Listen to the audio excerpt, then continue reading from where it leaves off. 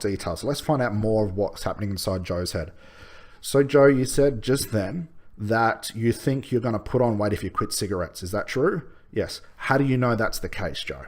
So now I'm asking Joe, what's the foundation of that thought? So Joe's going to think, he's going to think and says, well, my best friend quit smoking and he was very successful, but he also put on 20 kilos.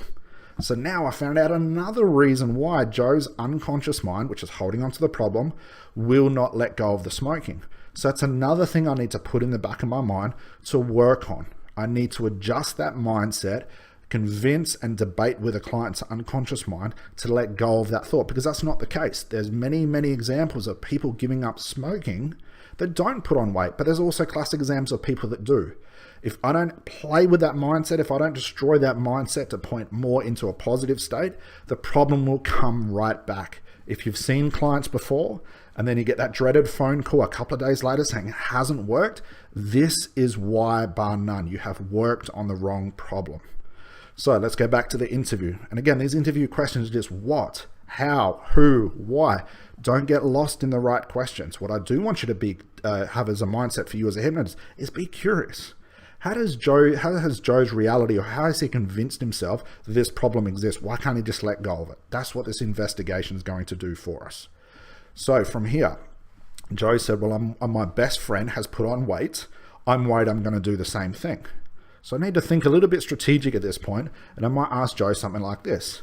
Well, Joe, how do you know that's going to be the case for you? I mean, do you know people that have quit smoking before that haven't put on weight? And Joe might think. And so Joe says, well, actually, yes.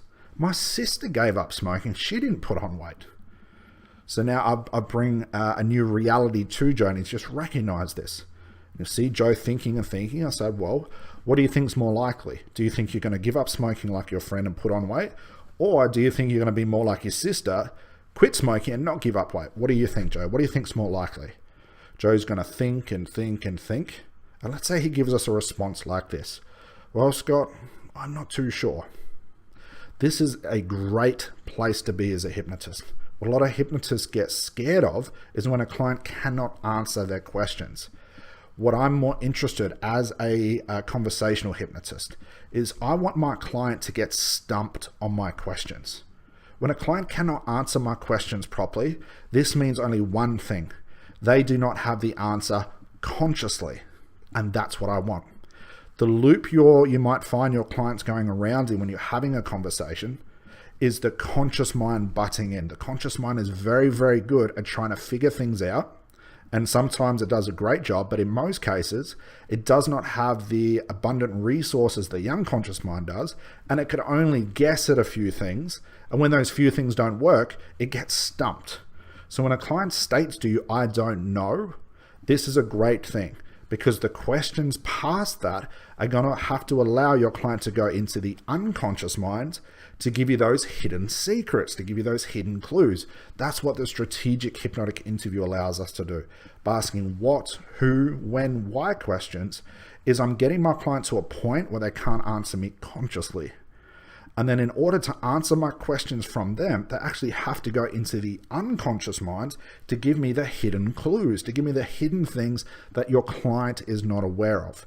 And those things that come out of the unconscious mind are all the gold. That's all the juicy stuff is. That's where the real clues are hidden. And that's why you need to investigate. So let's backtrack again. Let's say I've got my client Jill sitting in front of me, and Jill's having weight issues. I'm going to start the exact same place.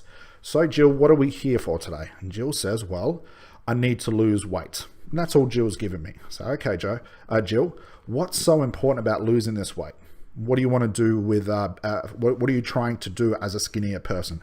Jill says, well, I'm getting married in 3 months and I want to lose 10 kilos. But Scott, I've tried everything. I've tried a diet. I've been to a personal trainer. Nothing seems to work for me. So, okay, Jill. So what are you hoping I'm going to do for you, Jill? If everything hasn't worked, what are you hoping to get from today's session?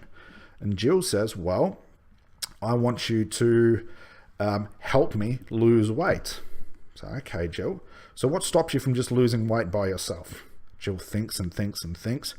And Jill comes out and says, well, you know what it is, Scott? I really want my husband to